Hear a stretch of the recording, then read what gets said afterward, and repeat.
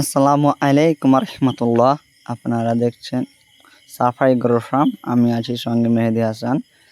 আজকে আমাদের যে কাজ সেটা হচ্ছে গরুর খামার করব, তা তো আপনারা সবাই জানেন। আর তার জন্য আজকে ঘর করব। ঘর বলতে তার নিচে যে জায়গাতে রাখবো গরুগুলাকে, সেই জায়গাটা আজকে আমি তৈরি করব। নিচের জায়গাটা দেখতে পাচ্ছেন, আমি সেই জায়গাতে দাঁড়িয়ে আছি। আর ওই জায়গাটা একটু আবর্জনা আছে, আর কিছু জিনিসও রাখা আছে, সেগুলো আমি এখন সরিয়ে ফেলবো। তো ওগুলোকে আমি তুলে তুলে রেখে দিচ্ছি অন্য জায়গাতে। এই জায়গাটা তো পরিষ্কার করতে করতে যে নান দুটো আছে, ওটা পানিগুলো ফেলে দেবো, ওই দুটোকে উঠিয়ে ফেলবো। তো খুঁড়ে নিচ্ছি, কারণ ভেঙে যেন না যায়, তার জন্য খুঁড়ে খুঁড়ে উঠাতে হবে। তা আমি আর আমার ভাগ্নে কাজ করছি, দেখতে পাচ্ছেন। ভাগ্নের আমি উঠিয়ে ফেললাম নানটা। এরপর আমি ওকে মাটি বওয়ার জন্য ওর মাথায় ফেটে বেঁধে দিচ্ছি। এটা বেড়ে বলে, বেড়ে। তো আমি মাটি কুবিয়ে দেব আর সে মাটি বহাবে। কত সুন্দর করে মাথার বেড়েটা বেঁধে দিলাম, যেন তার মাথায় যেন চোট না লাগে, তার জন্য। তো আমি খোঁড়া শুরু করে দিলাম, আলহামদুলিল্লাহ। দেখতে পাচ্ছেন, ওকে দিলাম, কত স্পিড করে দিলাম। ও অনেকক্ষণ বহার পর আমি বললাম আমাকে দাও, আমি ও মাটি বহাই, ও কুবিয়ে দেবে মাটিটা। তা আমি নিজেরটা নিজেই বাঁধছি। পরেরটা বেঁধে দেওয়ার চেয়ে নিজেরটা বাঁধাই আর মনে হয় ভালো হয়, কেননা হয় না পরেরটা বাঁধতে গেলে, আমি দেখেছি। তো আমার ভাগ্নে মাটি খুঁড়ে খুঁড়ে দিচ্ছে আমাকে, দেখতে পাচ্ছেন কত সুন্দর করে খুঁড়ছে।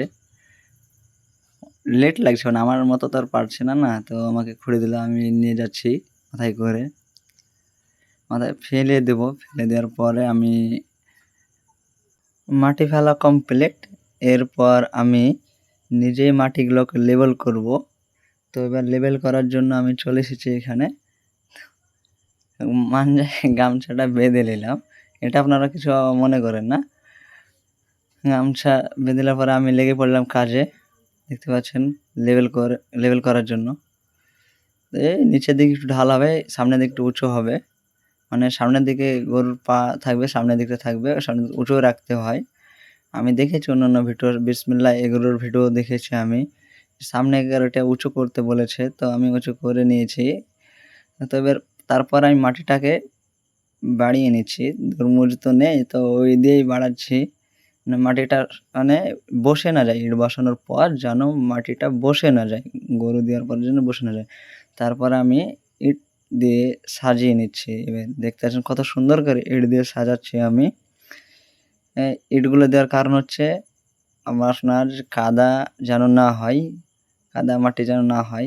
এর ওখানে থাকে এক জাতে গরু, দেখেছি আমি অন্য অন্য জায়গায়, এক জাতে গরু বেঁধে বেঁধে ওই জায়গাটা একদম কিচড় করে দিয়ে, হ্যাঁ একদম কাদা কাদা করে দিয়েছে। ভালোই লাগে না, গরুর পাতল যে খিদি দিয়ে থাকে, এটা ভালো লাগে না। এই যে আমি করে নিচ্ছি একদম মজবুত করে ইট দিয়ে।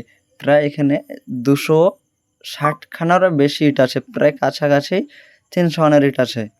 মানে যে সাইডে ইট দিচ্ছে, এগুলো বসানো হয়ে গেলে আমার কাজ কমপ্লিট হয়ে যাবে। আর মাত্র দোখানেখান ইট বসাতে বাকি আছে, তাহলেই হয়ে যাবে। তো আপনাদেরকে পুরো কমপ্লিট করে দেখাচ্ছি আমি।